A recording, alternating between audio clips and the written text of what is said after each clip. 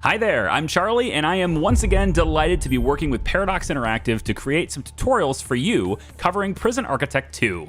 Today, we're taking a look at rooms and objects within the game, and how you can utilize and expand upon them to make your prison thrive in Prison Architect 2. Let's get started.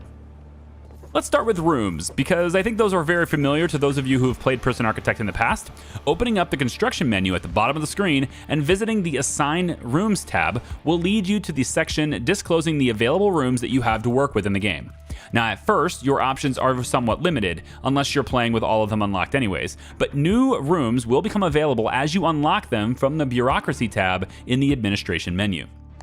At the start, you'll have intake, deliveries, and garbage zones already placed on the map that you've chosen, and will be able to designate prisoner holding areas like holding cells, and solitary. You'll also need to place a kitchen, canteen, offices for your admin staff as you hire them, a shower, and a yard.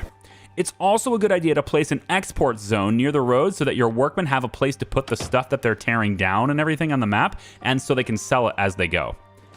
These are only the beginning though, as you'll gain XP with most minor milestones as you grow, allowing you to unlock new room types like the staff room, so your people can have a place to rest and get their energy back, laundry rooms to make sure that your prisoners have clean clothes, classrooms to help with rehabilitation through education, visitation rooms to allow prisoners to see their family, and much more.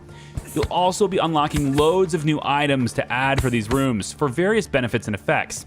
All of the rooms that we'll look at today and beyond also have a template that you can use for quick build in the construction menu. So if you choose, you can have them designed to be used right away without thinking about how they should be set up. To designate a room, simply select the room you want to designate and then drag on the floor to draw out the zone. Some rooms do have a size requirement, but these can be lifted in the first tier of infrastructure research in the Bureaucracy tab. If you wish to remove a room from an area, drag with right-click instead. Some rooms will require specific equipment to be added in order to be effective, and if you are missing anything in a room, you can see what's missing listed in a hovering list at the border of the room. Once you add the items within the zone for that room, these notices will go away and the room will function. Alternatively to dragging, you can also middle-click to change this mode to a full area fill, which can be faster if the room that you're trying to designate is fully enclosed, but not necessarily like a clear rectangle or square in shape, since a single click can fill the entire open space. Just be careful with this mode in your cell block areas or places that aren't secure. Speaking of secure, in the last video of this tutorial series, I mentioned how doors can have keys requirements. Well, this will help govern what areas are considered secure or not, and you'll definitely want to make sure that any rooms that prisoners will have access to are secure by using the Info Views button on the right side of the screen and clicking the padlock icon in the lower left. If the rooms are green, they are secure behind a key requirement.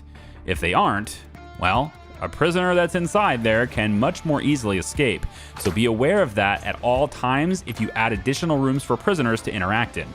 You can see the settings on the doors with this view by clicking on the door, and the option to require a key is right here. So that takes care of the basics of rooms and how to designate them and make sure that they are secure, but what goes inside the different rooms? Let's talk about the plethora of objects available in Prison Architect 2. Objects in Prison Architect either serve an aesthetic purpose or a functional purpose as they pertain to how they affect the prison, and many times both. Let's start with essentials. The basics of a cell are a bed and a toilet, but as you play, you'll find new bed types and even new toilet types. They are not made the same either, as many of these items influence your prisoner's needs.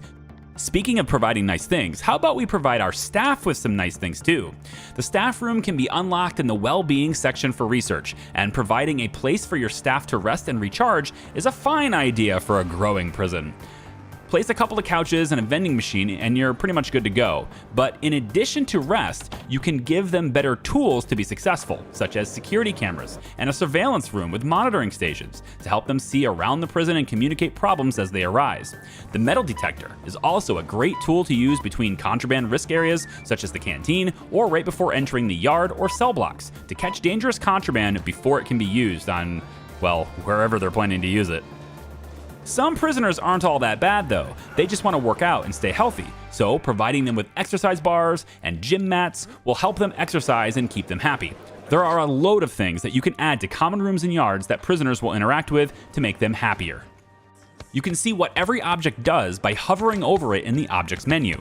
The description of the cooker in the kitchen, for example, will display how many servings can be provided by it when worked by a cook, and how much power it pulls. It also hints as to when it will be used. Hover over the chair, and it says that it satisfies the comfort need. If you are looking for specific types of items, there are category tabs here in the Object menu, as well as sorting options and a search bar. There are so many objects in the game that will tackle a variety of needs, especially as you unlock more in Bureaucracy, and I cannot possibly cover all of the needs that prisoners have in this video, as it would make it way too long. Which is why I'll be doing so in the next video instead. So make sure you get yourself subscribed to the Paradox Interactive channel here on YouTube so that you don't miss any of the future tutorials being discussed right here in the future. My name is Charlie, it's been a pleasure, and I'll see you next time.